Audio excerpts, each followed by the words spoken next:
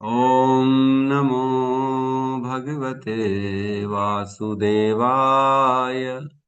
ॐ नमो भगवते वासुदेवाय।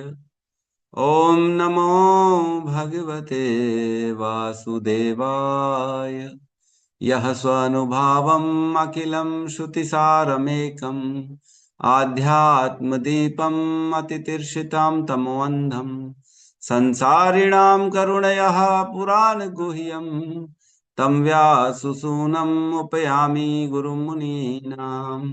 नारायणं नमस्कृत्य नरं चैव नरोत्तमं देवीं सरस्वतीं व्यासं ततो जयमुदीरये।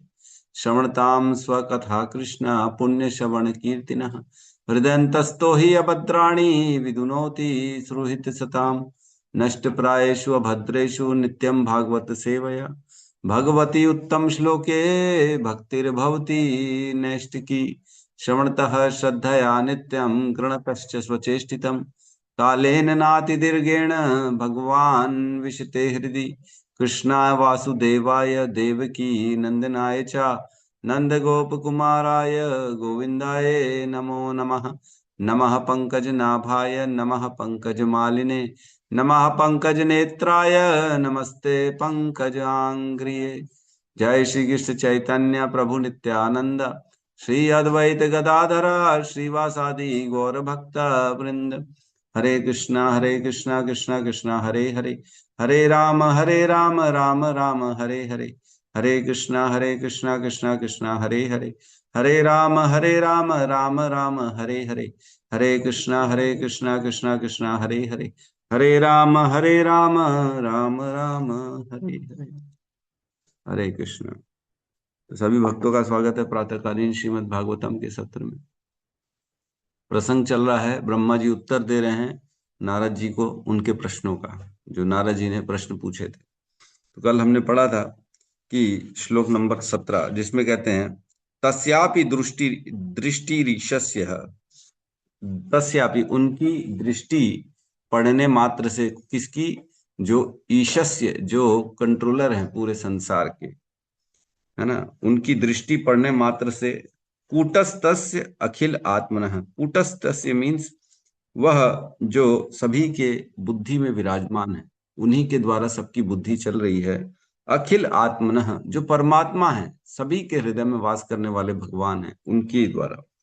सृज्यम सृज्यामी, यह जगत जो ऑलरेडी सृजित होता है उसे मैं सृजित करता हूं दोबारा। मतलब मैं ऑलरेडी सृजित जगत को, ब्रह्मा जी कह रहे हैं, मैं सृजित करता हूं। सृज्यम सृज्यामी। फिर कह रहे हैं सृज्यो हम, मेरी सृष्टि भी तो यही करते हैं ना, मैं भी इन्हीं के द्वारा सृजित होता हूं, है ना। और क्या कह रहे हैं, उनकी दृष्टि कैसे पड़ती है? इक्षेव अभिचोदितः, उनकी दृष्टि पढ़ने से क्या होता है? मुझे प्रेरणा मिलती है। अभिचोदितः मीन्स मुझे प्रेरणा मिलती है, तो मैं यह काम कर पाता हूँ जगत की सृष्टि को, जो बड़ा बड़ा दुखी, मतलब बड़ा टिपिकल काम है, आसान काम नहीं है। ये जगत की सृष्टि करना, सभी को योनियां प्रदान करना उनके कर्मों के अनुसार, ये बड़ा टिपिकल काम है जो मैं कर पाता हूँ उनकी दृष्टि पढ़ने मात्र से, जिससे मुझे प्रेरणा मिलती है और ये मैं बड़े इजीली काम कर लेता हूँ। तो आज हम आगे बढ़ेंगे अगले श्लोक में, श्लोक क्रमांक 18 में।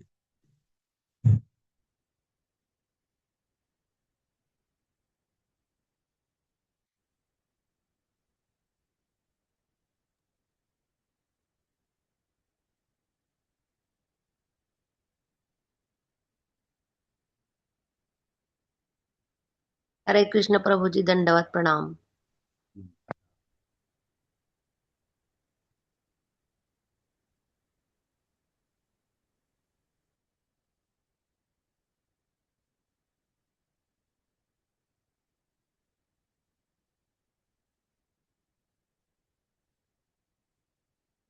क्लियर है? जी प्रभु जी। जी प्रभु। श्लोक क्रमांक 18, स्कंद 5, अध्याय 5, स्कंद 2, समस्त कारणों के कारण। श्लोक दोहराएंगे। सत्वं रजस्तम इति सत्त्वं रजस्मिति रजस्तम इति निर्गुणस्य गुणास्त्रयः निर्गुणस्य गुणाश्रयः स्थिति सर्ग निरोधेषु सर्गनिरोधेषु हेतु गृहीता मायया विभो गृहीता मया विभो सत्त्वं रजस्तम इति सत्त्वं रजस्मिति निर्गुणस्य गुणाश्रयः निर्गुणस्य गुणाश्रयः निरोधेषु सर्गनिर्वृत्तिनिरोधेषु गृहीता मायया माया विभो गृहीता मायया विभो मायया विभो सत्त्वं रजस्तम इति निर्गुणस्य गुणाश्रयः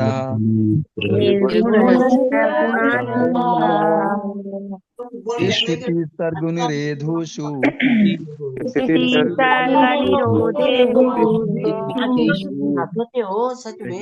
मायया विभो मया विभो सत्त्वं रजस्तम इति सत्त्वं रजस्तम इति निर्गुणस्य गुणाश्रयः निर्गुणस्य गुणाश्रयः इति सर्गनिरोधेषु स्थिति सर्गनिरोधेषु गृहीता मायया विभोः गृहीता मायया विभो हरे कृष्ण सत्त्वं रजस्त्वं इति सत्त्वं रजस्तम निर्गुणस्य गुणत्रयः निर्गुणस्य गुणाश्रयः सर्गनिरोधेषु स्थिति सर्गनिरोधेषु निहता मायया विभोः गृहीता मायया विभो सत्त्वं रजस्तम निर्गुणस्य गुणाशस्त्रयः निर्गुणस्य गुणाश्रयः स्थिति सर्गनिरोधेषु मायया विभो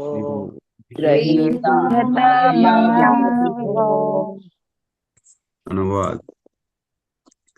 परमेश्वर अपने शुद्ध आध्यात्मिक रूप में सारे भौतिक गुणों से परे होते हैं। फिर भी भौतिक जगत के सृजन, उसके पालन तथा संहार के लिए वे अपनी बहिरंगी शक्ति के माध्यम से प्रकृति के गुणों को, सतो रजो तथा तमो गुणों को स्वीकार करते हैं। ओम अज्ञानतिमिरन्धस्य ज्ञानांजन शलाकया चक्षुरुन्मिलितं येन तस्मै श्री गुरुवे नमः। श्री चैतन्य मनोभीष्टं स्थापितं येन भूतले स्वयं रूपः कदा मह्यं ददाति स्वपदान्तिकं। वन्देऽहं श्रीगुरु श्रीयुतपदकमलं श्रीगुरून् वैष्णवांश्च श्रीरूपं सागरजातं सहगण रघुनाथान्वितं तं सजीवं साद्वैतं सावधूतं परिजन सहितं कृष्ण चैतन्य देवं श्री राधा कृष्ण पादान् सहगण ललिता श्री विशाखान्वितांश्च। हे कृष्ण करुणा सिंधु दीनबंधु जगतपते गोपेश गोपिका कांत राधा कांत नमस्तुते। तप्त कांचन गौरांगी राधे वृंदावनेश्वरी वृषभानुसुते देवी प्रणमामि हरिप्रिये। वाञ्छाकल्पतरोभश्च कृपा सिन्धुभ्य एव च पतितानां पावनेभ्यो वैष्णवेभ्यो नमो नमः। नमः विष्णुपादाय कृष्णपृष्ठाय भूतले श्रीमते भक्तिवेदांत स्वामीति नामिने।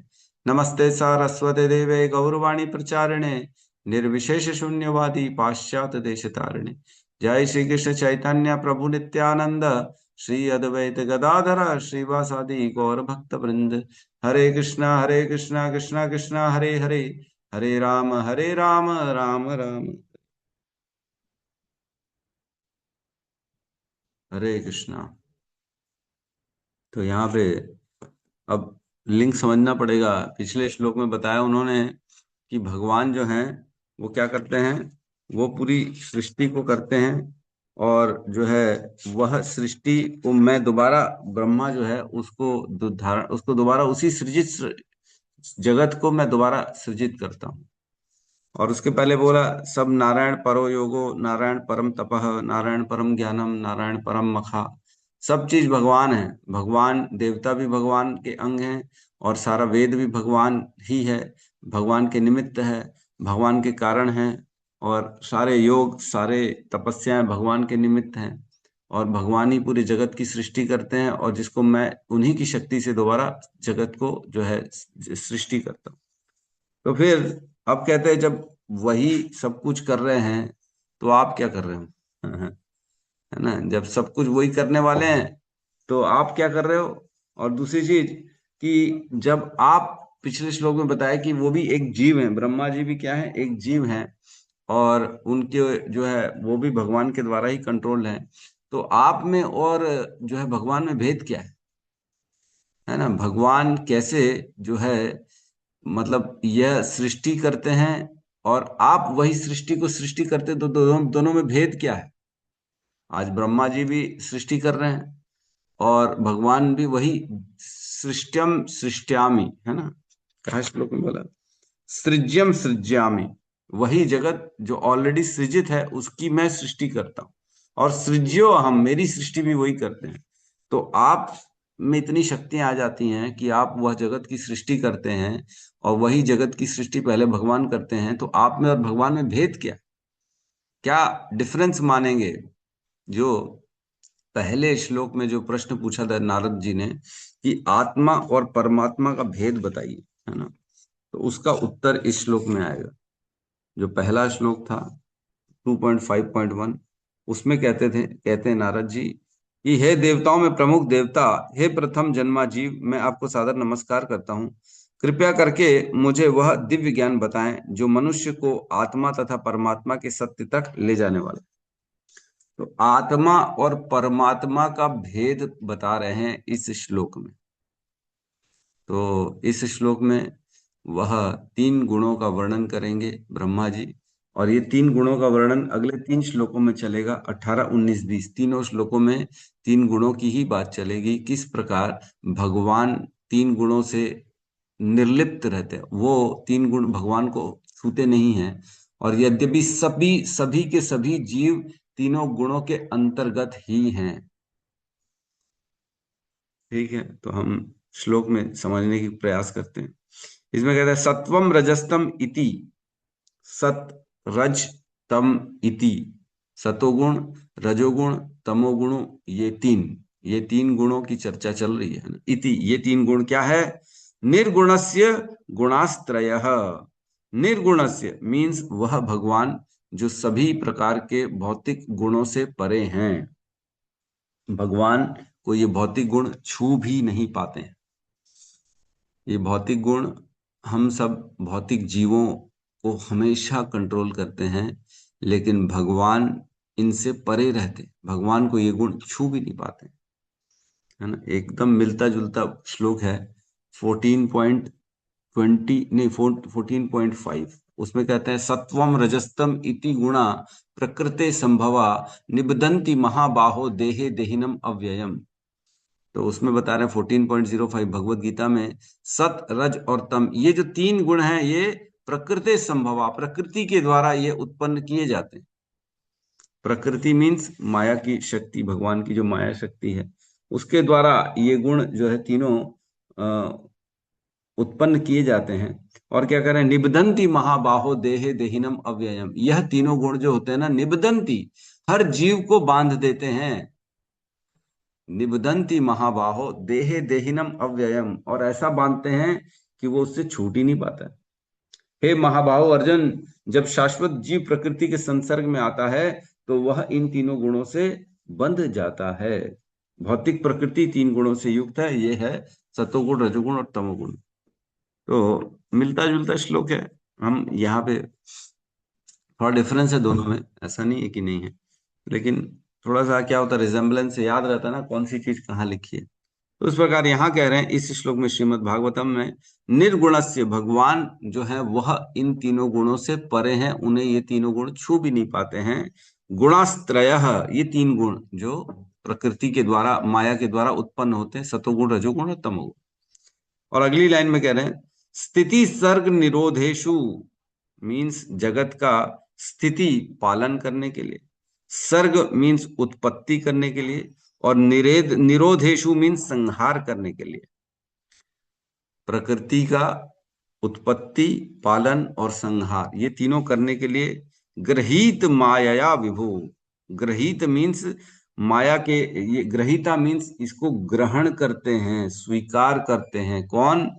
जो निर्गुणस्य है, जो तीनों गुणों से परे हैं, वो तीनों गुणों को स्वीकार करते हैं। यद्यपि वो तीनों गुणों से परे हैं, लेकिन फिर भी इस जगत की स्थिति, उत्पत्ति और प्रलय के लिए वह तीनों गुणों को स्वीकार करते हैं। माया विभो, और ये कौन है तीनों गुण? माया, माया के द्वारा उत्पन्न है ये तीनों गुण। और विभो, विभू मीन्स सर्वव्यापक परमेश्वर, वही भगवान, वही जिनकी ये माया शक्ति है। माया के ओरिजिनल ओनर कौन है?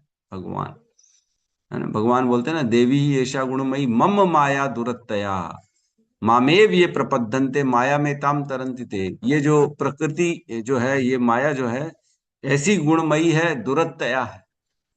ये दुरत्तया मीन्स ऐसी लात मारती है, ऐसी लात मारती है व्यक्ति को, वो सोच भी नहीं सकते। बहुत दुष्ट है, बहुत दुष्ट है ये माया। देवी ही ऐशा गुणमयी, ऐसे गुण है इसके। मम माया दुरत्तया, मेरी माया जो है वो दुरत्तया है, बहुत दुष्ट है, बहुत बहुत मुश्किल है इसको पार करना, आसान नहीं है। हर व्यक्ति इस गुण से, तीनों गुणों से बंधा है। और भगवान जो है ये तीनों गुणों के मालिक हैं, है ना। भगवान एक्चुअल में माया, भगवान की शक्ति है माया, बहिरंगी शक्ति। और माया जो है वह इन तीनों गुणों का संचालन करती है इस प्रकृति में। तो बेसिकली भगवान ही इसका जो है कारण है, माया, तीनों गुणों की उत्पत्ति का। भगवान की माया चलाती प्रकृति को, और प्रकृति बनी तीनों गुणों से। प्रभु लेकिन दिखते तो नहीं है तीनों गुण, दिखते नहीं है, लेकिन ये तीनों गुण हर व्यक्ति को बांधे हुए हैं। कैसे बांधे हुए हैं? हाथ पैर तो खुले हुए हैं हमारे। तो ये गुण कैसे बांधे हैं? ये हमारी बुद्धि में, हमारे विचारों में घुसे हुए हैं। ये एकदम ऐसा जड़ बना के घुसे हुए हैं। किसी किसी ने जीवन में प्रिंसिपल्स बना दिए हैं, नहीं नहीं मैं कभी भी कोई महिला पे हाथ नहीं उठा, है ना। तो क्या कारण है? उसने ऐसा क्यों प्रिंसिपल बना के रखा है? क्योंकि वो गुणों से प्रभावित है। किसी ने प्रिंसिपल बना रखे है कि मैं रोज नॉनवेज खाऊंगा, अरे ऐसी तैसी कराए दुनिया, मैं नॉनवेज खाऊंगा, हम तो जीते हैं, हम तो मजे करते हैं। तो ये क्यों है? क्योंकि उसको तमोगुण ने बांध के रखा। कोई व्यक्ति ने संकल्प कर लिया रोज मैं जल्दी उठूंगा और अपने शरीर की जो है शरीर को स्वस्थ बनाए रखने के लिए दौड़ूंगा, व्यायाम करूंगा और मेहनत करूंगा, ताकि मेरा शरीर निरोगी रहे, ताकि मैं मजे से घूम सकूं, इस शरीर का उपयोग कर सकूं, धंधा पानी कर सकूं, व्यापार कर सकूं, जॉब कर सकूं, घर का पालन कर सकूं। तो ये क्या है? बेसिकली ये रजोगुण की रस्सी बंधी हुई है ना। और अगर कोई व्यक्ति बोलता है नहीं नहीं मैं रोज सुबह उठूंगा और जो है सूर्य को जल चढ़ाऊंगा, और जो है मैं जो है अनेक प्रकार के वेदों के श्लोकों का जो है अध्ययन करूंगा, और बढ़िया जो है शुद्ध शाकाहारी भोजन पाऊंगा, जो ये किया गुण है, ये सतोगुण के बंधन। तो ये तीनों गुण जो है ये रस्सी हैं एक प्रकार की, जो हर व्यक्ति के विचारों पे घुसते हैं और विचार प्रभावित करते हैं इन्हीं गुणों के द्वारा। तीनों mode of possession, mode of जो है मोड ऑफ क्या बोलते हैं तीनों को हिंदी में? एक तो होता है mode of goodness, mode of possessiveness, और मोड ऑफ क्या बोलते हैं, तमोगुण को क्या बोलते हैं हिंदी में? Mode of ignorance Prabhu, mode of ignorance. Ignorance. ठीक है, इग्नोरेंस, उसको पता ही नहीं पड़ता है करना क्या है। तीनों गुण सत्वम रजस्तम इति गुणा प्रकृति संभवा। तो एक श्लोक आता है जिसमें बताते हैं ये तीनों गुण करते क्या हैं। सत्वात् संजायते ज्ञानम रजसो लोभ एव च प्रमादो मोहो तमसो भवति अज्ञान एव च। इसमें कह रहे हैं कि क्या करते हैं ये तीनों गुण। सत्वम संजायते ज्ञानम, सतो गुण का काम क्या है, ज्ञान का संचार करना हमारे शरीर में। बुद्धि जो है ज्ञानमय रहती है सतो गुणी व्यक्ति की, वह इजिली ज्ञान को धारण कर सकता है और वह बेसिकली ज्ञान और सुख इन दोनों का अनुभव करता है जीवन में। एक छोटे से एग्जाम्पल में समझाता हूं मैं आपको, पहले भी मैंने ये दे चुका है, आम का एग्जाम्पल। सतोगुणी व्यक्ति जो होता है ना, वो आम खरीदने जाएगा तो सबसे अच्छा जो आम है ना वो खरीदेगा। बोलेगा मेरे को अच्छा आम, भले महंगा लगे लेकिन अच्छा आम देना, एक ही देना, मैं एक ही खाऊंगा बढ़िया आराम से बैठ के।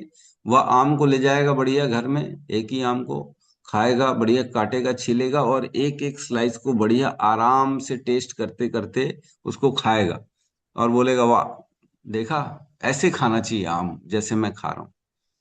और रजोगुणी व्यक्ति जाएगा आम खरीदने, तो पैसे देगा तो बोलेगा जितने पैसे हैं पूरे आम दे भैया, एक नहीं चाहिए मेरे को, कम से कम 6 दे और एक एक्स्ट्रा भी दे, क्योंकि पैसे दिए हैं मैंने, है ना। पैसे का पूरा उपयोग चाहिए मेरे को, ज्यादा से ज्यादा आम चाहिए मेरे को। आम थोड़े बहुत 19-20 भी हो तो चला लेगा, लेकिन पैसे का पूरा यूज करेगा, वो ज्यादा से ज्यादा आम लेके आएगा और ज्यादा से ज्यादा खुद खाएगा और अपने बच्चों को खिलाएगा, बाकी किसी को नहीं खिलाएगा। संभाल के रखो बोलेगा, किसी को देना मत, ये हम कल भी खाएंगे परसों भी खाएंगे। तो रजोगुणी व्यक्ति जो होता है वो इकट्ठे करता है।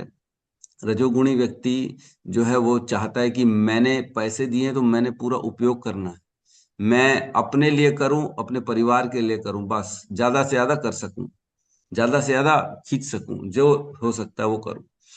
तो सतोगुणी रजोगुणी व्यक्ति इस तरह से विचार करता है। और तमोगुणी व्यक्ति जब आम खरीदने जाएगा तो क्या बोलेगा, वो बोलेगा अरे यार कोई भी आम दे देना, सब तो बराबर है, क्या फर्क पड़ना है, थोड़ा बहुत आगे पीछे भी चल जाएगा, मेरे को दे दे बस, मेरे को भूख लगी है, कुछ भी दे दे बस, पेट भरना है, मैं खा लूंगा। वो दिमाग नहीं लगाएगा अच्छा खरीदना है कि मैंने पैसे दिए तो ज्यादा ले लूं या कम ले लूं, वो सोचेगा भी नहीं, वो यार दे दे यार, सब एक जैसे है, किसी में कोई भेद ही नहीं है, क्या आम क्या ये क्या तोतापुरी और क्या ये क्या वो, जो अलग अलग वैरायटी होती है उसमें कोई फर्क नहीं पड़ता, दे दे मैं खा लूंगा।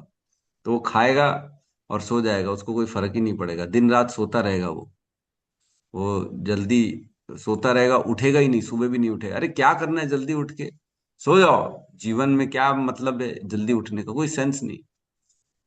तो इस प्रकार जो है वो क्या खाने योग्य है और क्या खाने योग्य नहीं है इस पे विचार भी नहीं करता वो। तो तमोगुणी व्यक्ति की बुद्धि अज्ञान से बंधी रहती है, रजोगुणी व्यक्ति की मतलब काम श्रम मेहनत करने से बंधी रहती है, और सतोगुणी व्यक्ति की बुद्धि ज्ञान से बंधी रहती है। वो जानता है ज्यादा काम मेहनत करने का क्या अर्थ है, बुद्धि लगा के मैं स्मार्ट वे से काम कर लूंगा, है ना, उसको दिन रात काम करने की कोई आवश्यकता नहीं बोलता है। रजोगुणी व्यक्ति बोलेगा दिन रात काम करो, मेहनत करो और अपने टारगेट को अचीव करो, सुबह से उठ जाओ रात तक काम करो, वो दिन रात अपने काम में व्यस्त रहता है। और तमोगुणी व्यक्ति जो होता है ना वो काम ही नहीं करता, बोलता है आराम करो, क्या मतलब है काम करने का, है? कुछ भी खा लेंगे ना, क्या फर्क पड़ना है। भोक्ष मतलब भक्ष अभक्ष कुछ भी खाने योग्य है चाहे नहीं है उस पर विचार नहीं करता, वो नॉनवेज खाएगा, वो दारू पिएगा, वो ड्रग्स लेगा, उसको खाली अपना जो है ना बुद्धि को और नीचे करना है। जैसे हम दारू पीते हैं, नशा करते हैं, तो बुद्धि कार्य करना कम कर देती है, होता है कि नहीं, सोचने की विचारने की शक्ति बुद्धि की कम हो जाती है। तो जो तमोगुणी व्यक्ति है ना वो इसी टाइप का माहौल चाहता है जहां दिमाग लगाना ना पड़े, अज्ञानता में रहने की कोशिश करता है वो। अरे मेरे को संसार में नहीं रहना, मैं अपनी दुनिया में अलग ही रहना चाहता हूँ, अलग टाइप के नशे करेगा वो। लेकिन रजोगुणी व्यक्ति बुद्धि को थोड़ा सा ऊपर ले जाता है और यूज करता है बुद्धि को किसमें, काम करने में, श्रम करने में, मेहनत करने में, अर्जन करने में, कमाई करने में, अपने परिवार पालन में, इसमें रजोगुणी व्यक्ति अपनी बुद्धि को वहां तक यूज करता है। और सतोगुणी व्यक्ति इससे और ऊपर ले जाता है अपनी बुद्धि को। वह बोलता है ये सब इतना श्रम करने की जरूरत नहीं है, मैं स्मार्टली दिमाग लगा के मेहनत करके कमा भी लूंगा और अपने जीवन को सुखी भी रखूंगा, श्रम भी नहीं करूंगा और मैं ज्ञान भी अर्जित करूंगा। जनरली सतोगुणी व्यक्ति जो होता है हम देखते हैं, वह जो है जैसे ब्राह्मण लोग होते हैं जो पढ़ते लिखते हैं, ब्राह्मण है ना, जो सुबह जल्दी उठते हैं और जो आजकल पढ़ लिख के, आजकल तो सभी शूद्र बन गए हैं, ब्राह्मण और क्षत्रिय और वैश्य सभी शूद्र बन गए हैं, तो सभी लोग नौकरी करते हैं या फिर वकील, जज, आईएएस ये सब बन जाते हैं, लेकिन शूद्र बनते ही हैं, वो नौकरी करते हैं।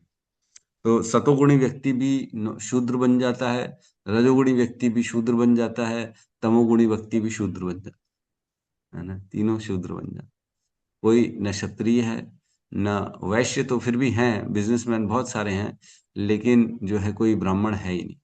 ब्राह्मण के लिए प्योर सतोगुण होना आवश्यक है। ब्राह्मण वही बन सकता है जो सतोगुण में रहे, है ना, सुबह उठे, अपने आप को पवित्र रखे, खाने क्या खाना है क्या ना खाना है इसमें विचार करे वो, और अपने जीवन को सही दिशा में ले जाए, वह ब्राह्मण है। ना कि कुछ भी खा रहे हैं, कुछ भी पी रहे हैं, कभी भी सो रहे हैं, गुटखा खा रहे हैं, ये सब चीजें ब्राह्मण कभी नहीं कर सकता, है ना। तो यहाँ कह रहे हैं कि ये जो भगवान है, भगवान यद्यपि तीनों गुणों को स्वीकार करते हैं, लेकिन वे इन तीनों गुणों से निर्लिप्त रहते हैं। तो ये क्या कहने का अर्थ है? और सभी जीव, इवन ब्रह्मा जी हो चाहे छोटे से छोटा इस पशु क्यों ना इस संसार का, सभी के सभी तीनों गुणों से बंधे हुए। हम जानते हैं इवन ब्रह्मा जी तक मोहित हो गए थे जैसे ही उन्होंने अपनी सरस्वती की रचना करी थी, है ना। तो जब सरस्वती की रचना करी, उनका अट्रैक्शन हो गया सरस्वती की तरफ। अरे कितनी सुंदर लग रही, इतनी सुंदर, अट्रैक्शन हो गया रजोगुण के कारण। तो ब्रह्मा जी एक्चुअल में क्या है, ब्रह्मा जी जब भगवान ये तीनों गुणों को स्वीकार करते हैं इस जगत की सृष्टि करने के लिए, प्रलय करने के लिए और पालन करने के लिए, तो तीनों गुणों को जैसे ही स्वीकार करते, तो भगवान जब सतोगुण को स्वीकार करते हैं तो भगवान का एक्सपेंशन होता है विष्णु के रूप में। और जब भगवान रजोगुण को स्वीकार करते हैं तो भगवान का एक्सपेंशन होता है ब्रह्मा जी के रूप में। और जब भगवान तमोगुण को स्वीकार करते हैं तब उनका एक्सपेंशन होता है शिव जी के रूप में, है ना। तो इस जगत की स्थिति, उत्पत्ति और प्रलय, इन तीनों के लिए भगवान स्वीकार करते तीनों गुणों को, और वो तीनों गुण जब स्वीकार करते थे तो ब्रह्मा विष्णु महेश के रूप में भगवान का जो है उत्पत्ति होती है। तो इसका वर्णन है 1.2.23 में, 1.2.23। इसमें कहते हैं सत्वम रजस्तम इति प्रकृतिर्गुणास्ते युक्तः परः पुरुष एक इहस्य धात्ते स्थित्यादये हरिविरंच हरेति संज्ञा श्रेयांसि तत्र खलु सत्व तनो नृणाम स्यु। अर्थात जो सत रज और तम इति प्रकृतिर गुणास्ते, ये तीनों किसके हैं? प्रकृति के गुण है। प्रकृति यही तीनों गुणों से युक्त है। और क्या कह रहे हैं? युक्त पर पुरुष एक इहस्य धात्ते, और एक पुरुष है जो इसको धारण करता है। कौन है? भगवान ये तीनों गुणों को धारण करते हैं। किस लिए धारण करते हैं? स्थित्यादये, स्थिति, उत्पत्ति और प्रलय के लिए इन तीनों गुणों को भगवान धारण करते हैं। और क्या करते हैं? हरि विरंच हरेति संज्ञा, और उनका एक्सपेंशन हो जाता है हरि विरंची हरेति संज्ञा। हरि मीन्स विष्णु, विरंची मीन्स ब्रह्मा, और हरेति मीन्स जो है शिव। इस रूप में भगवान का एक्सपेंशन होता है और ये तीनों गुणों को जब स्वीकार करते हैं तब। और क्या करें? श्रेयांसी तत्र खलु सत्व निर्णो तनो नृणांसु, इन तीनों में सबसे श्रेष्ठ कौन है? विष्णु है। विष्णु की उपासना करना चाहिए इन तीनों में जो सबसे श्रेष्ठ है। तो भगवान जब तीनों गुणों को स्वीकार करते, इसका मतलब ये नहीं है कि भगवान को ये तीनों गुण इफेक्ट कर रहे हैं। नहीं नहीं, इफेक्ट नहीं करते भगवान को। भगवान की सत्ता अलग चलती रहती है। भगवान इन तीनों गुणों के परे हैं, निर्गुण अवस्था में है भगवान। सबसे नीचे होता है तमोगुण, फिर होता है रजोगुण, फिर सतोगुण, ये 3 गुण हो गए। और एक अवस्था आती है जो इन तीनों गुणों के परे हो जाती है, उसको शुद्ध सत्व कहते हैं। और हमारा उद्देश्य यही है कि हम तीनों गुणों के परे जा सकें। भगवान ने भगवत गीता के 14वें अध्याय के 26वें नंबर श्लोक में कहा है, माम चयो अव्यभिचारेण भक्ति योगेन सेवते सगुणान समतित्ते तान ब्रह्म भूयाय कल्पते।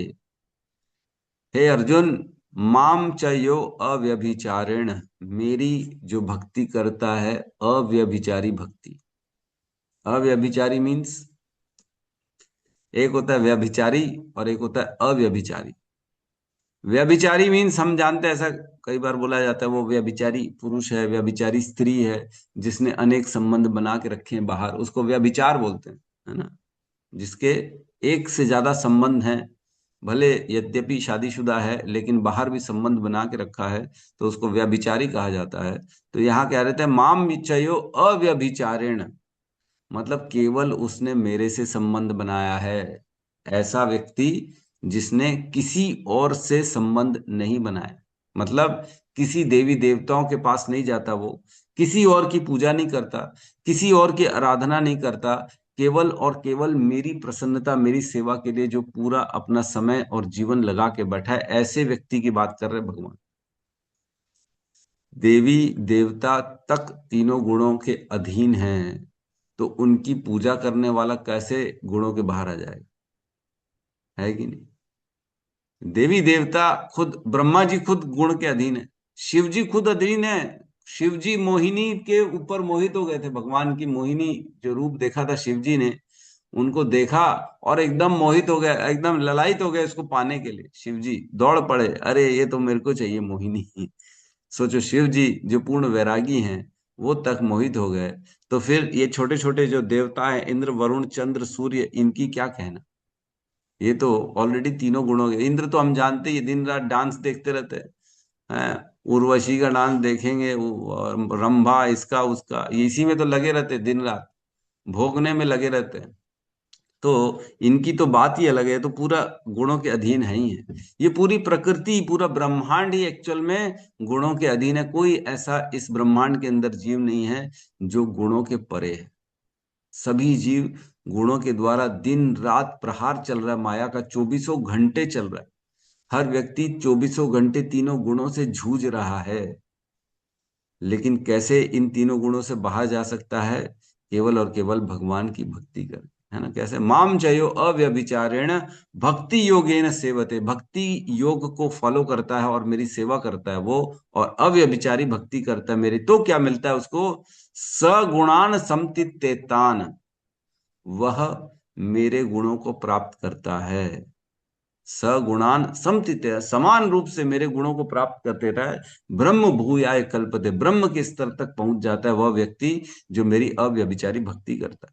तो वह इन प्रकृति के तीनों गुणों से परे हो जाता है और वो निर्गुण अवस्था, शुद्ध सत्व अवस्था में पहुंच जाता है। अब उसको तीनों गुण परेशान नहीं करेंगे, वो तीनों गुणों में नहीं फंसेगा। लेकिन यद्यपि सभी के सभी इस संसार में, हम सभी तीनों गुणों के द्वारा हमेशा जकड़े हुए हैं। भगवान इन तीनों गुणों को कैसे कंट्रोल करते हैं, सामीप्य और नियामक के रूप में।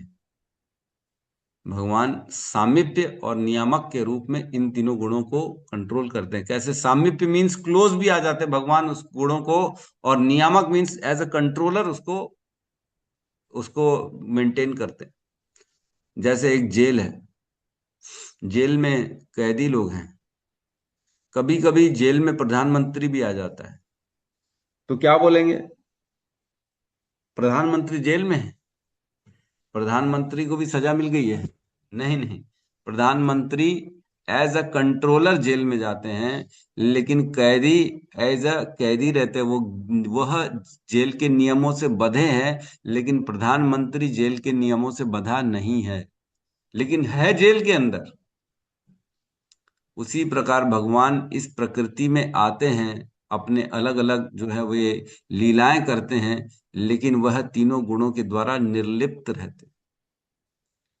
हम तभी तो, अब जो बद्ध अवस्था में व्यक्ति ना, वो क्या कहता है, कृष्ण करे तो लीला, हम करे तो कैरेक्टर ढीला। कृष्ण ने 16,000 शादी कर ली, तो क्या हम 2-4 शादी नहीं कर सकते? अरे कम से कम गर्लफ्रेंड तो रख ही सकते हैं। तो ये जो अवधारणा है, भगवान निर्लिप्त रहते हैं, उनके अंदर काम वासना नहीं है, शून्य है काम वासना। तभी तो उनका नाम है मदन मोहन। उन्होंने कामदेव को भी मोहित कर लिया था। कामदेव ने जब देखा भगवान 16,000 अपनी करोड़ों करोड़ों जो गोपियां हैं उनके साथ रास लीला कर रहे हैं, तब कामदेव ने बोला मैं इनको जो है ना, इनके अंदर काम उत्पन्न कर देता हूं। तो उन्होंने एक एक करके 5 बाण, कामदेव के 5 बाण हैं, उन्होंने 5 बाण एक एक करके छोड़े कृष्ण के ऊपर। लेकिन वो पांचों के पांचों जो बाण थे, वो प्रभाव दिखाई नहीं पाए, क्योंकि भगवान काम वासना से परे हैं। और भगवान ने ऐसे अपने तेज को प्रकट किया कि इवन कामदेव मोहित हो गए कि अरे वाह कितने सुंदर भगवान। वही मोहित हो गए, वही चाहने लगे कि मैं भी इनके पास जाऊं, इनका जो है संग करूं। इतने मोहित हो गए कामदेव। तो भगवान एक्चुअल में परे हैं। हमें इस संसार में एक बहुत बड़ा जो है, जो पता नहीं है, हम व्यक्ति के अंदर प्रेम और जो संग होता है, जिसे हम इंग्लिश में सेक्स भी कहते हैं, तो ये दोनों एक्चुअल में अपोजिट है एक दूसरे के। लस्ट जिसे कहते हैं, प्रेम का विपरीत है वो। ये अवधारणा है, लोग समझते नहीं है। लेकिन आध्यात्मिक जगत में जाएंगे तो प्रेम सामने वाले की खुशी है, न कि हमारी खुशी। व्यक्ति क्या होता है, मैं तुमसे प्रेम करता हूं इसलिए तुम जैसा मैं चाहता हूं वैसा करो। हमारे इस संसार में क्या कहते हैं कि तुम मेरे हो, मैं तुम्हें प्रेम करता हूं इसलिए तुम मेरे हो। लेकिन आध्यात्मिक जगत में क्या है, मैं तुम्हें प्रेम करता हूं, मैं तुम्हारा हूं, जिसमें तुम्हारी खुशी है मैं वो करना चाहता हूं। दोनों में भेद है। तो यहाँ क्या कह रहे हैं, जिस प्रकार जेल में जेलर होता है, प्रधानमंत्री जाता है, जेल के नियंता के रूप में जाते हैं, वो जेल को कंट्रोल करते हैं, ना कि जेल उनको कंट्रोल कर रहा है। लेकिन जो कैदी होते हैं वह जेल के द्वारा कंट्रोल होते हैं, जेल के नियमों के द्वारा उनको चलना पड़ता है। तो उसी प्रकार हर जीव जो होता है वह ये 3 गुण माया के जो होते हैं इनके अधीन होता है, और वह इनके अधीन रहते हुए ही कार्य करता है। भगवत गीता 3 अध्याय में कहते हैं भगवान, प्रकृति ने क्या कहते हैं, अहंकार विमूढ़ आत्मा कर्ता अहम इति मन्यते, है ना? क्या कहते हैं, हाँ, प्रकृते क्रियामणानि गुणे कर्माणि सर्वशः अहंकार विमूढ़ आत्मा कर्ता अहम इति मन्यते। सारे कार्य जो होते हैं ना, प्रकृति के गुणों के द्वारा कराए जाते हैं, लेकिन अहंकार वश व्यक्ति को लगता है कि ये तो करने वाला मैं हूं। प्रकृते क्रियामणानि, प्रकृति की क्रियाएं हैं सारी की सारी। प्रकृते क्रियामणानि गुणे कर्माणि सर्वशः, जो गुणों के द्वारा प्रकृति है उसी ने सारे कार्य किए हैं। लेकिन अहंकार विमूढ़ आत्मा कर्ता अहमिति मन्यते, अहंकार वश व्यक्ति को लगता है करने वाला मैं। सोचो कितनी सूक्ष्म रूप है। हर व्यक्ति को लग रहा है कि मैं स्वतंत्र हूं, है कि नहीं? हर व्यक्ति को लग रहा है मैं अपनी बुद्धि से कार्य कर रहा हूं, मैं स्वतंत्र हूं, मुझे कोई रोकने वाला नहीं है, कोई टोकने वाला नहीं है। लेकिन स्वतंत्र नहीं है, वो प्रकृति के गुणों से बंधा हुआ है, और इतनी जोर से, इतनी मजबूती से बंधा है कि उसको पता ही नहीं पड़ रहा है कि वो प्रकृति के गुणों के अधीन है। वह विचारों से बंधा है, उसकी बुद्धि में जो फंडामेंटल बंधे हुए हैं, उसने जो सोच रखा है, जीवन के जो प्रिंसिपल्स हैं, बेसिकली वही गुण है, वही गुण है जिससे वो बंधा हुआ। कई व्यक्ति सोचता है कि मैं गरीबों की मदद करूंगा मेरे जीवन में। कई लोग बोलते हैं वाइल्ड लाइफ केयर करते, कई लोग पशुओं का बड़ा केयर करते हैं।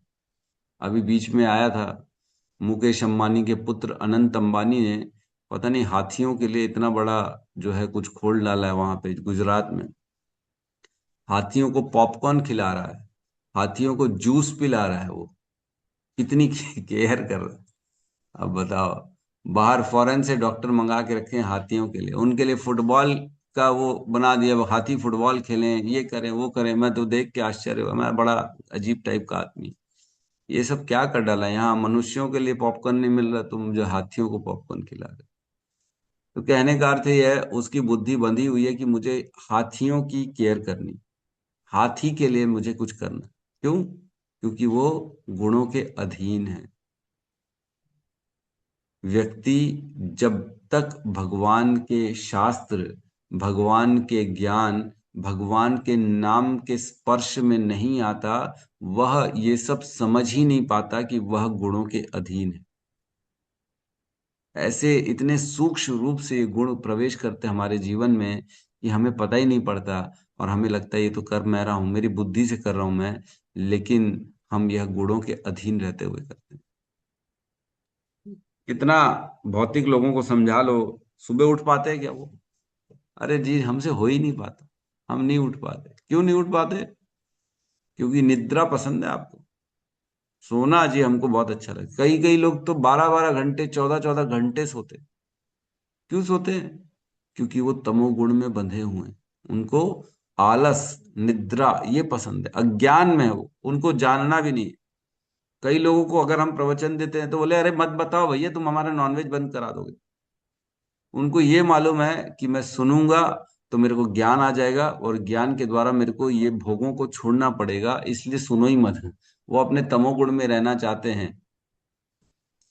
गुणों को व्यक्ति बदल सकता है, लेकिन जब वो ज्ञान में आएगा तभी, जब ऐसे लोगों के संपर्क में आएगा जो उसे बताएंगे कि तुम ये करो ये ना करो, तो धीरे धीरे व्यक्ति अपने गुणों में ऊपर उठ सकता है। तमोगुणी व्यक्ति रजोगुणी बन सकता है, रजोगुणी व्यक्ति सतोगुणी बन सकता है। और सतोगुण में जब आएगा, तब भगवान के ये शास्त्रों को पढ़ेगा, समझ में आएगा, तो धीरे धीरे भगवान की सेवा करेगा, और धीरे धीरे भगवान के संपर्क में आएगा, तो वह निर्गुण अवस्था, शुद्ध सत्व तक पहुंच सकता है, जो तीनों गुणों के परे होती है। तो बड़ा मुश्किल है, ऐसा नहीं है कि बड़ा इजी है।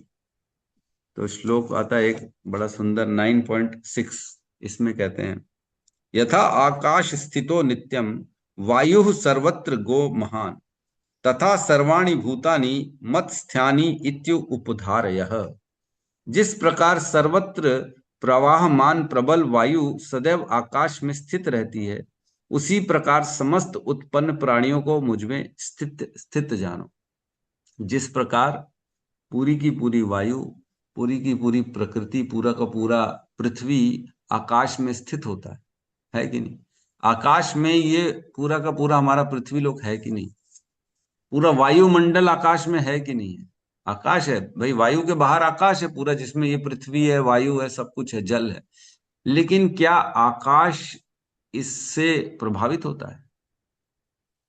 आकाश निर्लिप्त रहता है, यद्यपि कितनी भी क्यों ना वायु, कितनी भी क्यों ना धूल उड़ जाए, कितना भी क्यों ना गंदगी हो जाए, लेकिन आकाश को छू भी नहीं पाता। और जबकि ये सब आकाश में स्थित है, आकाश के अंदर ही है पृथ्वी, पूरा ब्रह्मा, पूरा बाहर स्थिति जो है आकाश ही है।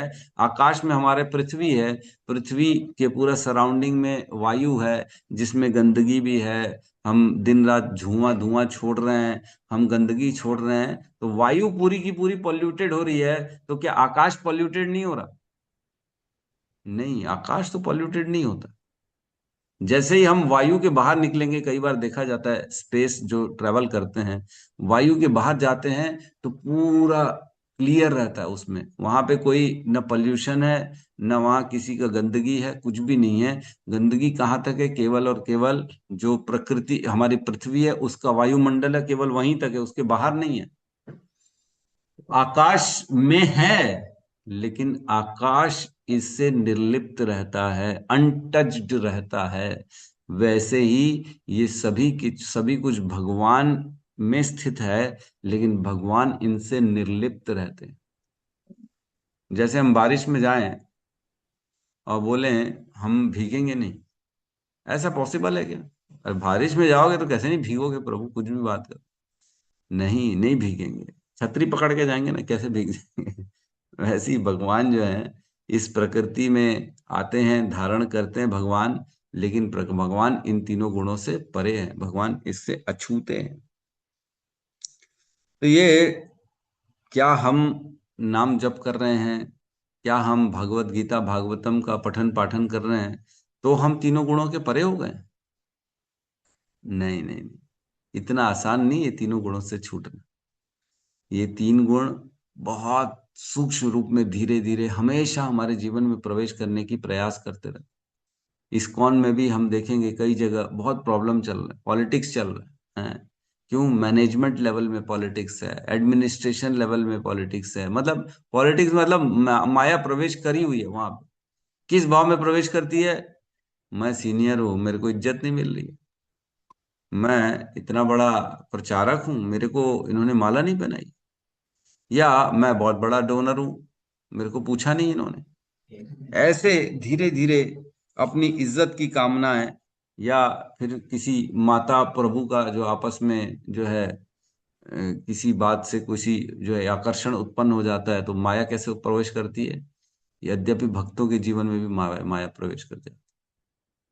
ब्रह्मचारी होने के बाद भी माया छोड़ती नहीं है और व्यक्ति को माताओं के प्रति आकर्षण उत्पन्न करा देती है।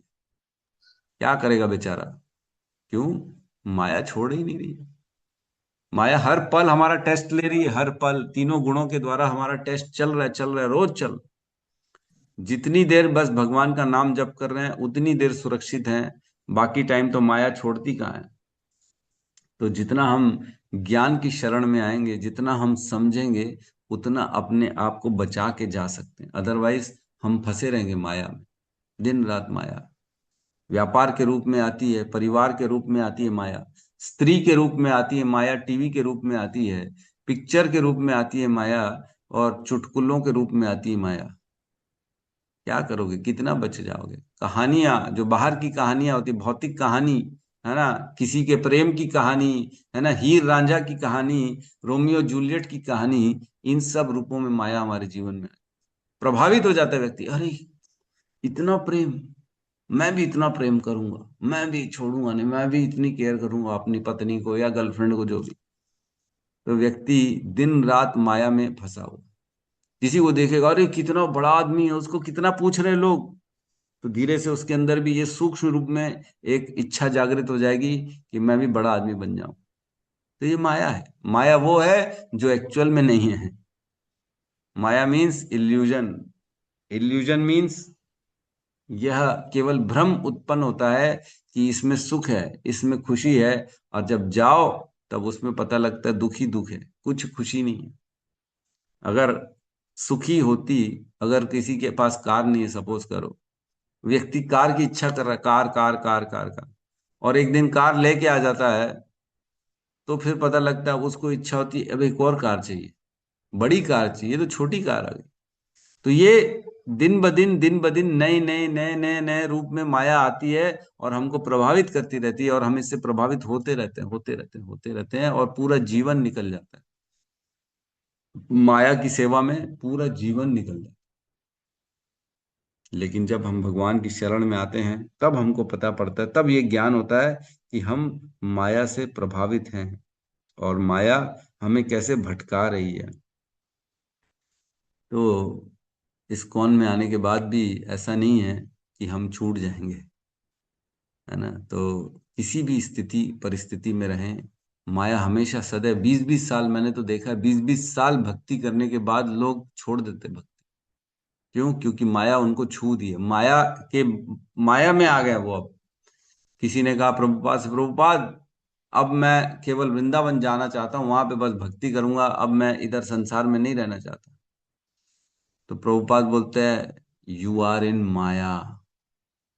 अगर कोई ऐसा सोच रहा है मैं अब पूरा जीवन बाकी का बचा हुआ वृंदावन में रहूंगा, तो प्रभुपाद बोलते हैं यू आर इन माया। माया अब तुमको घेर लिए। प्रचार करो, भगवान के नाम जप करो, भगवान के ज्ञान का जो है इसका डिस्ट्रीब्यूशन करो, बुक डिस्ट्रीब्यूशन करो, प्रसाद पाओ, विग्रह सेवा करो। जहां जैसी स्थिति में गुरु ने आदेश दिया वह स्थिति में रहो, न कि अपने आप के बचाव के लिए सोचो। जितना हम अपने बारे में सोचेंगे, अपने सुख के लिए सोचेंगे, अपने जीवन अपने संतुष्टि के लिए सोचेंगे, वो बेसिकली माया है। तो माया से हमें बचना है, और भगवान स्वयं माया के जो है रचयिता है। तो इसमें एग्जाम्पल दिया सूर्य का, है ना। वास्तव में श्री भगवान अपनी अंतरंगी या आध्यात्मिक शक्ति से उसी प्रकार नित्य प्रकट रहते हैं जिस प्रकार स्वच्छ आकाश में सूर्य तथा उसकी किरणें प्रकट होती हैं। लेकिन कभी कभी वे भौतिक शक्ति उत्पन्न करते हैं, जिस प्रकार सूर्य निर्मल आकाश में बदलाव उत्पन्न कर देता है, नहीं, बादल उत्पन्न कर देता है। जिस प्रकार सूर्य बादल के टुकड़ों से अप्रभावित रहता है, उसी प्रकार अनंत भगवान भौतिक शक्ति के धब्बे से अप्रभावित रहता है। तो जिस प्रकार सूर्य को कई बार बादल घेर लेते हैं, सूर्य दिखता नहीं, अरे बादल आ गया ना, बादल ने ढक दिया सूर्य को, तो क्या बादल ने सूर्य को ढक दिया? नहीं नहीं, सूर्य अपनी स्थिति में है, लेकिन दिख नहीं रहा हमारे को।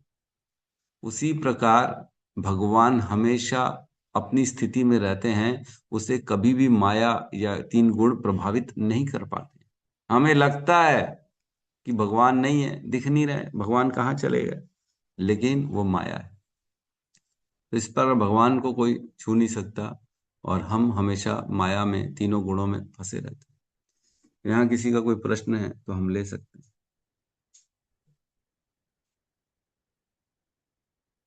ये अनिल प्रभु कही है। हरे कृष्ण प्रभु जी, दंडवत प्रणाम। प्रणाम सभी प्रणाम। भक्तों को प्रणाम, और सभी अदृश्य भक्तों को भी प्रणाम जो अभी नहीं दिखाई दे रहे हैं। तो प्रभु जी, मेरा क्वेश्चन ये है, अभी तो खैर क्लास बहुत अच्छा चल रहा है, बहुत कुछ सीखने को मिल रहा है अपने को ब्रह्मांड के बारे में कैसे बना, आगे भी हम सुनेंगे। तो प्रभु जी, इसी में मेरा क्वेश्चन ये है, जैसे कि आपने बताया कि हम प्रकृति के तीनों गुण के वशीभूत रहते हैं, और मनुष्य को ये भी पता है कि हम एक दिन इस संसार को छोड़ेंगे। मतलब मेरे पास जो प्रॉपर्टी है, कार है, घर है, बंगला है, लेकिन फिर भी वो ये चाहता है कि आज मेरे पास बाइक है तो कल कार हो, कार हो तो उसको अपडेट वर्जन हो, अगर 1 BHK का फ्लैट हो तो 2 BHK का हो। तो कहने का मतलब उसको पता है कि ये खत्म होने वाला है, और मेरी जो आयु है वो परमानेंट नहीं है। अभी 60 कहूँ, फिर 70 कहूँ, 80 कहूँ, फिर 90 कहूँ, फिर एक दिन भी मर जाना है। हर चीज पता है, लेकिन जो इच्छा है प्रभु जी वो समाप्त नहीं होती। तो ऐसा क्यों होता है प्रभु जी, जबकि उसको सब कुछ पता है? हम्म।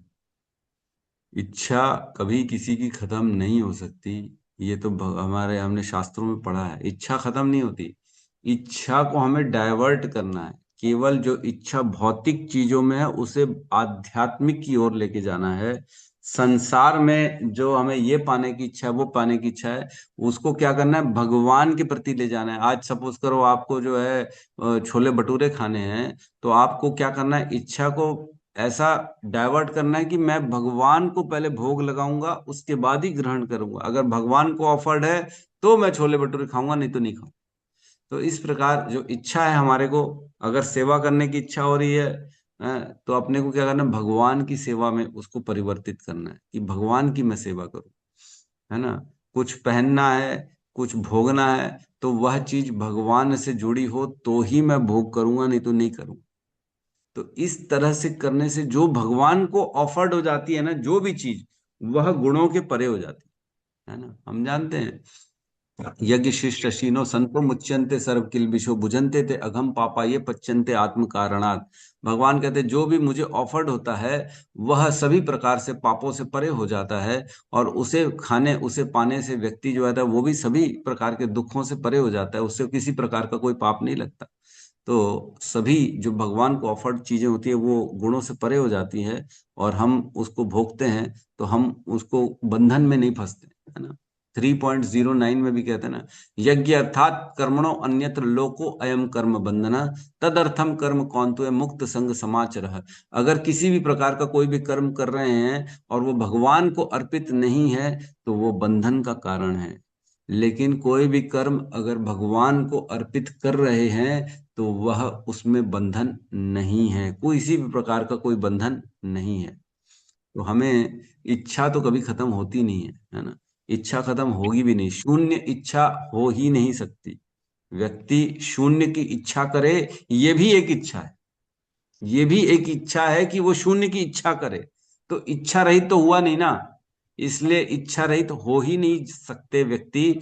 इच्छा तो हमेशा रहेगी, लेकिन इच्छा को कहाँ लगाना है, भगवान की सेवा में एक बार एक शिष्य था, वो गुरु की सेवा कर रहा था, और उसने आंगन में सफाई करते दौरान उसको एक चिराग मिला, एकदम चिराग खोद रहा था, चिराग मिल गया। चिराग को उसने घसा, तो उसमें से जिन्न प्रकट हो गया। अरे जिन हुआ, हा हा हा हा हा, बोले तुमने मुझे मुक्त कर दिया, बताओ मैं तुम्हारा सेवक हूं, मैं क्या करूं। तो बोले अरे वाह, मेरे को तो बढ़िया जिन मिल गया सेवक। तो उसने बोले ये कर दो, वो कर दो, ये कर दो, सारे काम जिन से करा ली। फिर वो 5-5 मिनट में काम करके आ जाता। बोले बताओ अब क्या करूं, अब और आदेश दो मेरे मालिक। तो बोले अच्छा अब ये भी काम कर दो, वो भी काम कर दो। कुछ टाइम बाद सारे काम कंप्लीट हो गए।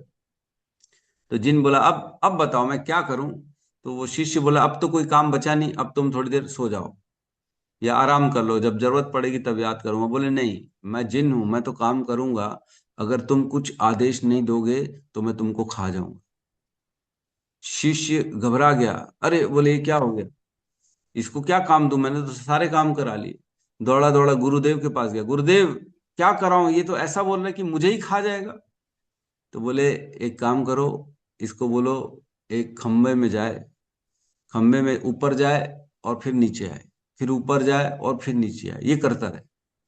तो शिष्य ने जिनको बोला जाओ, वो खंबा दिख रहा है सामने, उसमें जाके ऊपर खड़े हो जाना, फिर नीचे आना, फिर ऊपर खड़े हो जाना, तो ये करते रहो। तो जिन को आदेश दिया। तो जिन ने बोला ठीक है जो आदेश। तो वो गया ऊपर नीचे, ऊपर करते उसको बिजी कर दिया जिनको बेसिकली। तो गुरुदेव के पास शिष्य बोले ये तो बड़ा बड़ा मुश्किल है। तो बोले यही हाल हमारा भी है। अगर हम इस मन को कहीं लगाएंगे नहीं तो ये मन हमको खा जाएगा। मन को कहाँ लगाना पड़ेगा, कहीं ना कहीं इसको बिजी करना पड़ेगा। अगर हम सोचेंगे हम इच्छा रहित हो जाएं तो ये धीरे धीरे हमको खा जाएगा। ऐसा शून्य अवस्था कभी नहीं आ सकती, इसको हमेशा कहीं ना कहीं व्यस्त रखना ही पड़ेगा। तो बेहतर है ऐसे मन को, ऐसी इच्छाओं को भगवान की सेवा में लगा दें, अदरवाइज हमें ये एक दिन खा जाएगा। ठीक है प्रभु। जी प्रभु जी, बहुत बढ़िया, बहुत बढ़िया। Hare Krishna Prabhu ji, thank you. Thank you. Yes yes, Ripunashan Prabhu. Hare Krishna Prabhu ji. मेरा प्रश्न तो नहीं है, लेकिन मैं अपने हृदय से, अपनी आत्मा से आपको और सारी भक्तों का धन्यवाद करता हूँ। और आप, मैं भले उम्र में बड़ा हूँ भौतिक जगत में, लेकिन आप हमारे शिक्षा गुरु हैं। तो मेरी ऐसी प्रार्थना है कि मैं अंतिम सांस तक आपसे जुड़ा रहूं और आपसे शिक्षा ग्रहण करता रहूं। और सभी भक्तों का बहुत बहुत हृदय से आभार, धन्यवाद। धन्यवाद धन्यवाद, बहुत बहुत धन्यवाद। Thank you. प्रभु जी का आज जन्मदिन है, उनको सब आशीर्वाद दें ताकि उनका जीवन भक्तिमय बने रहे और वो इसी प्रकार भगवान की सेवा करते रहें, आदेशों का पालन करते रहें। जो हमारे शिल प्रभुपाद के आदेश हैं, 16 माला 4 नियम, इसको फॉलो करते रहें और हमेशा भगवान की कृपा रहेगी। क्लास में बने रहेंगे, पढ़ते रहेंगे, ज्ञान का वर्धन होता रहेगा, भक्ति में समर्पण बढ़ता रहेगा, भगवान को तत्व से जान पाएंगे। है ना, भगवान कहते हैं भगवत गीता में, जन्म कर्म च में दिव्यम एवं यो वेति तत्वतः त्यक्त्वा देहम पुनर्जन्म नेति ममेति सो अर्जुना। हे अर्जुन, जो मेरे जन्म और कर्म को तत्व से जान जाता है ना, उसका दोबारा जन्म नहीं होता। तो ये हम क्यों पढ़ रहे हैं, ताकि भगवान को तत्व से जान सकें। इतनी गहराई में क्यों जाते हैं हम, ताकि हम भगवान की हर चीज को समझ सकें कि भगवान कैसे ये जगत बनाते हैं, भगवान कैसे रहते हैं, भगवान कैसे गुणों से परे रहते हैं, भगवान की हर चीज को हम तत्व से जान सकें, ताकि हमारा भी दोबारा जीवन ना हो और हम भी भगवान के धाम में जा सकें। यस ज्योति माता जी। हरे कृष्ण प्रभु जी। अब प्रभु जी, जैसे अभी आपने बताया कि अगर कोई व्यक्ति ये भी कामना कर रहा है, इच्छा कर रहा है कि वो वृंदावन जाके अपना लास्ट समय बिताना चाहता है, तो ये भी एक, हम गुणों के प्रति बंधे हुए हैं। तो प्रभु जी, उस स्टेज में तो मतलब हम नॉर्मल लोग तो वैसे भी नहीं पहुंच सकते हैं, लेकिन फिर भी हम जो, जैसे आपने बात करी कि शुद्ध सत्व की, तो वो तो इम्पॉसिबल ही है, वो तो वैसे भी इम्पॉसिबल है। बट अगर भगवान के लिए इच्छा करें, लाइक वो हम ये इच्छा करें ना कि अगर हम भगवान के करीब जाके रहना चाहते हैं, तो हमारा जो मन है, हमारा जो जो हमारी जो सारी जो बुद्धि है, वो सारी भगवान में लगी रहेगी। तो वो भी गुण में बंधा हुआ है, तो फिर हम इन सब चीजों से कैसे निकल पाएंगे? नहीं नहीं, देखो इसमें भेद है, एक्चुअल में भेद है कि भगवान की हमेशा इच्छा करनी है, भगवान की सेवा करनी है, भगवान के साथ रहने की भी इच्छा करनी है, ये इच्छाएं करनी है हमारे को। लेकिन वृंदावन जाके रहना और बोले मैं अपना पूरा जीवन अब वृंदावन में रहूंगा, ये माया है। क्योंकि अभी आपने ज्ञान में तो उन्नत हुए नहीं हो। क्या श्रीमद् भागवतम भगवान नहीं है जो हम ये पढ़ते हैं? क्या ये भगवान नहीं है? तो हम इसका संग कर रहे हैं कि नहीं? रोज कर तो रहे ना, भगवान का तो संग रोज कर रहे हैं। तो वृंदावन क्यों जाना फिर? अगर आप यहाँ पे भगवान को देख रहे हैं तो यहीं पे भगवान को देखो। वहां जाके क्या मिलेगा एक्स्ट्रा? वहां जाके उल्टा अपराध हो जाएगा। जब तक व्यक्ति को ज्ञान नहीं है तब तक वह धाम जाके अपराध ही करेगा। जब तक भगवान हमें मतलब यह ज्ञान गुरु के द्वारा नहीं मिल जाता, गुरु हमें आदेश दे कि ठीक है अब तुम जा सकते हो, तब हम वृंदावन जा सकते हैं। अदरवाइज हम अपनी बुद्धि से नहीं जा सकते कि हम अब वहीं रहेंगे। वहां जाएंगे तो क्या करेगा? वहां जाके जो भी जाएगा बोलेगा अरे क्या दूध मिलता है, क्या मिठाई मिलती है, क्या बात है, वहां तो क्या लोग हैं। तो एक्चुअल में वो भगवान के लिए नहीं जा रहा है, वो दूध के लिए जा रहा है, वो लोगों के लिए जा रहा है, और वो अन्य चीजों के लिए जा रहा है। तो जिसकी नजर ये सब चीजों से हट के केवल भगवान पे चली जाए, वह एक बार उसकी बात अलग है। लेकिन जो अभी भी शहर को देख रहा है, वहां के लोगों को देख रहा है, वहां के दूध रबड़ी मलाई पकौड़ी को देख रहा है, तो वो अभी भी माया में फंसा हुआ है ना। तो जो विचार हैं वह काम, वह जब हम देखते हैं, हमारे गुरु खुद ब खुद हमें बताते हैं कि हमारी स्थिति क्या है। कहीं ऐसा नहीं है कि वृंदावन में लोग नहीं रहे, वृंदावन में रह रहे हैं। वहां कोई सेवा मिल गई तो ये बड़ा उन्नति की बात है कि वहां मुझे वृंदावन में सेवा मिल गई, अब मैं वृंदावन शिफ्ट होने वाला हूँ। क्यों? क्योंकि राधा रानी ने बुला लिया वृंदावन में। तो सेवा के लिए हम जा सकते हैं, लेकिन केवल हम सोचेंगे कि अब मैं अपने जीवन को वहीं जीऊंगा, वहीं रहूंगा, वहीं खाऊंगा पीऊंगा, तो ये माया है बेसिकली। हम वहां जाके अपराध करेंगे, वहां के खाने पीने के प्रति आकर्षित हैं हम, वहां के लोगों के प्रति आकर्षित हैं बेसिकली।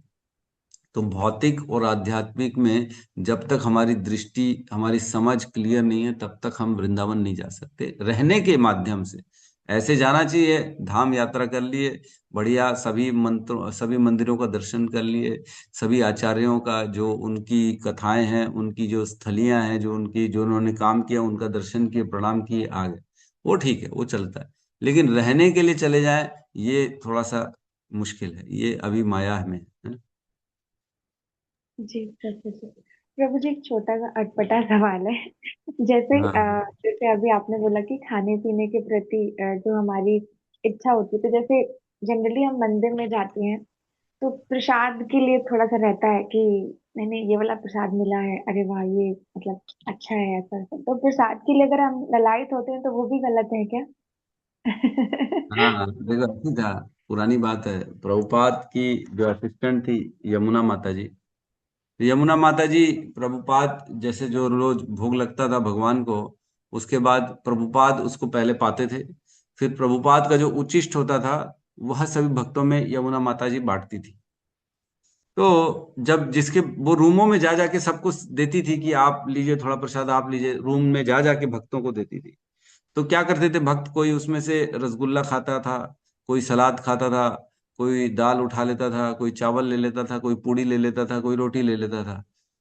तो ऐसे देखे प्रभुपाद ने, रोज जो है बेचारी माता जी सबको दे रही है, अपनी चॉइस से लोग ले रहे हैं, है ना।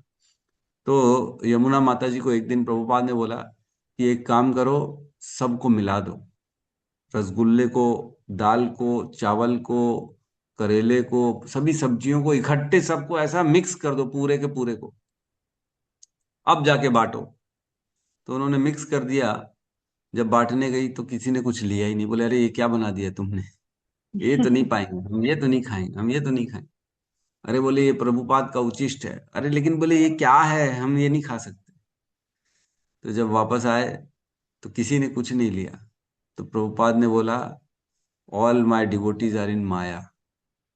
वो भगवान के प्रसाद को भी रसगुल्ला और पूड़ी पकौड़ी देख रहे हैं। प्रसाद की आइडेंटिटी प्रसाद ही होती है। प्रसाद बनने के बाद वो कुछ रसगुल्ला पकौड़ी दूध और ये सब नहीं होता, चावल दाल नहीं होता, प्रसाद प्रसाद होता है। तो उसमें भेद करना कि ये अच्छा प्रसाद है, ये खराब प्रसाद है, ये अपराध है, ये माया है। तो प्रसाद में भेद कर दिया तो वो बेसिकली प्रसाद नहीं पा रहा है, वो केवल अन्न पा रहा है, वो अपना पेट पा रहा है। लेकिन जो व्यक्ति उन्नत है, जो समझता है, वह प्रसाद में भेद नहीं करता। वह व्यक्ति क्या सोचता है, ये केवल भगवान का उचिष्ट है। तो हम लोग सब अभी माया में, मैं भी माया में हूँ इनफैक्ट, क्योंकि मैं भी भेद कर लेता हूँ। मैं भी सोच लेता हूँ ये चीज मैं नहीं खाता, वो चीज नहीं खाता, ये नहीं लेता, वो नहीं लेता। लेकिन ठीक है, प्रक्रिया यही है। धीरे धीरे शुद्ध होने के लिए व्यक्ति धीरे धीरे भगवान के उचिष्ट को खाएगा, तो धीरे धीरे वो शुद्ध होगा ही होगा, वो असर करता ही है। तो अभी हम तम समय लगे। अब मैं तो अपनी बात तो करूं तो मुझे तो बहुत समय है, क्योंकि मैं तो भेद देख लेता हूँ। जब हम भेद भेद देखना बंद कर देंगे, तब हम भगवान का संग करेंगे, और तब हम धीरे धीरे गुणों के परे होते जाएंगे। हरे कृष्ण। हरे कृष्णा। ठीक है, तो बहुत बहुत धन्यवाद सभी का। आज है नित्यानंद त्रयोदशी, 12 बजे तक की फास्टिंग रहेगी। कोशिश करें 12 बजे तक का उपवास रखें, उसके बाद जो है ग्रहण कर सकते हैं, अन्न कुछ भी खा सकते हैं।